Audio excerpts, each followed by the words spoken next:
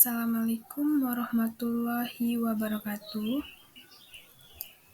Perkenalkan, nama saya Putri Yolandari dengan NIM 2308918. Saya dari Fakultas Ilmu Keolahragaan Departemen Kesehatan dan Rekreasi Universitas Negeri Padang. Di sini saya akan mempresentasikan hasil PPT saya, yaitu pemanduan bakat olahraga. Latar belakang dari pemanduan bakat olahraga yaitu pemanduan bakat dan pembibitan olahraga merupakan sebuah tahapan penting dalam pembinaan prestasi atlet olahraga. Dewasa ini, pembinaan atlet mulai usia dini sudah merupakan suatu tuntutan. Program ini merupakan fondasi dari bangunan sistem pembinaan prestasi atlet olahraga ke depan. Materi yang pertama yang kita bahas yaitu tentang konsep bakat olahraga. Yang pertama, faktor yang mempengaruhi bakat olahraga adalah yang pertama faktor genetik, yaitu seperti bentuk tubuh, tinggi badan, panjang lengan, dan faktor keturunan dapat berpengaruh terhadap kemampuan olahraga seseorang. Yang kedua ada faktor fisiologis, yaitu kapasitas jantung, kecepatan reaksi, dan daya tahan tubuh menjadi penentu dalam keberhasilan atlet. Yang ketiga ada faktor psikologis, yaitu motivasi, fokus, dan kepercayaan diri sangat berpengaruh dalam pengembangan bakat olahraga. Yang keempat ada lingkungan dan pola latihan, yaitu ketersediaan fasilitas dan dukungan keluarga dan metode pelatihan yang tepat dapat menentukan keberhasilan atlet. Yang ketiga yaitu metode pemanduan bakat olahraga.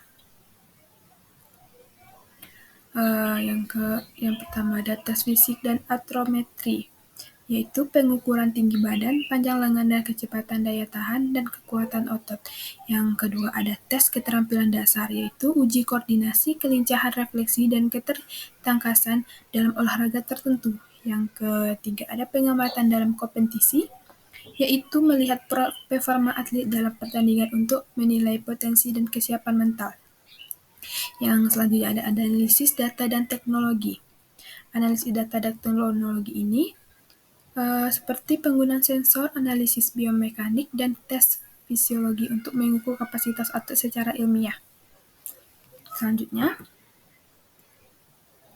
yaitu tantangan dalam pemanduan bakat olahraga. Yang pertama, kurangnya sistem terintegrasi. Yang kedua, keterbatasan fasilitas dan teknologi. Yang ketiga, ada kekurangan tenaga ahli. Solusi untuk meningkatkan pemanduan bakat olahraga yang pertama, meningkatkan kerjasama antar lembaga. Yang kedua, penggunaan teknologi dan sport science. Yang ketiga, peningkatan fasilitas olahraga. Yang keempat, ada edukasi dan kesadaran masyarakat. Yang keenam, kerangka konseptual. Upaya dalam peningkatan prestasi olahraga harus sistematis dan terencana. Pembinaan idealnya harus dilakukan sejak usia dini karena keberhasilan pencapaian prestasi ditentukan oleh penjajahan latihan sesuai dengan tingkatan usia anak serta proses latihan yang kontinu. Selanjutnya kita masuk ke materi peran dan fungsi pemanduan bakat olahraga. Mengapa pemanduan bakat penting dalam olahraga?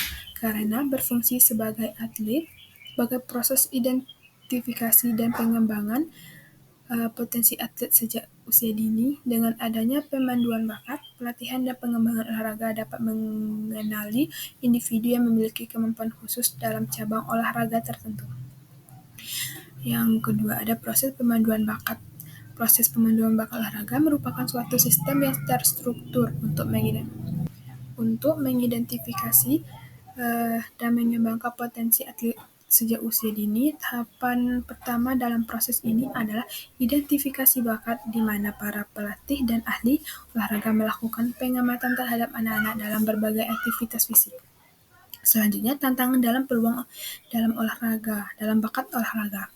Pemanduan bakat olahraga sering menghadapi tantangan seperti kurangnya fasilitas dan pelatihan yang memadai serta kesulitan dalam mengidentifikasi bakat secara akurat. Selanjutnya, tahapan identifikasi bakat olahraga. Identifikasi bakat olahraga adalah suatu proses sistematis untuk menemukan, mengevaluasi, dan mengembangkan individu yang memiliki potensi unggul dalam bidang olahraga tertentu. Selanjutnya, A. Tahapan dalam proses identifikasi bakat olahraga. Yang pertama, deteksi bakat. Yang kedua, identifikasi bakat. Yang ketiga, pengembangan bakat. Yang selanjutnya, seleksi bakat. B. Cara mengevaluasi hasil identifikasi bakat. Yang pertama, mengukur kinerja atlet, fisik, dan keterampilan. Yang kedua, analisis data antropometrik dan fisiologis. Yang ketiga, evaluasi aspek psikologis dan mental. Yang keempat, monitoring dan perkembangan melalui kompetisi. Selanjutnya, umpan balik dari pelatih dan pengamatan. Dan yang terakhir, penyesuaian dan pengembangan program pelatihan. Faktor yang memengaruhi keberhasilan proses identifikasi bakat olahraga yaitu yang pertama dukungan sosial, yang kedua minat dan motivasi atlet, selanjutnya metode dan alat identifikasi yang tepat, ketersediaan fasilitas dan infrastruktur, selanjutnya kualitas pelatihan dan pembinaan, dan selanjutnya terakhir evaluasi dan monitoring berkala.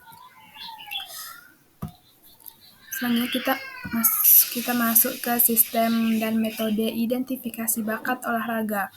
Identifikasi bakat yang tepat tidak hanya membantu individu dalam mencapai potensi maksimal mereka, tetapi juga berkontribusi pada peningkatan prestasi tim dan negara dalam berbagai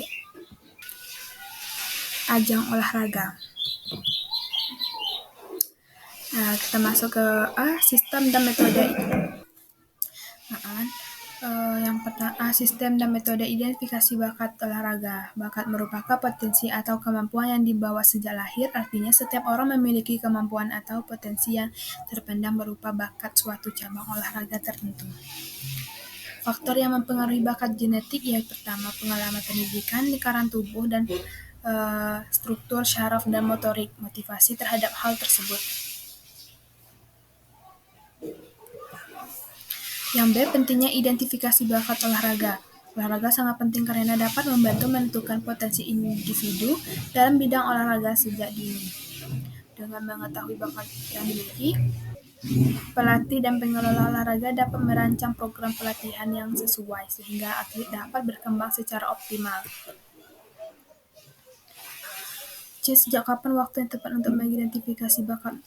Dalam identifikasi bakat ini, maka proses pemanduan bakat olahraga perlu dilakukan dari usia sedini mungkin, sehingga bakat-bakat calon atlet dapat ditentukan dengan tepat, sehingga terhindar dari kesalahan dan pemilihan cabang olahraga. D. Sistem identifikasi bakat olahraga. Menurut Merdella, persoalan mendasar dalam pengelolaan Indonesia adalah tidak adanya jenjang pembinaan prestasi olahraga yang terstruktur dan berkelanjutan.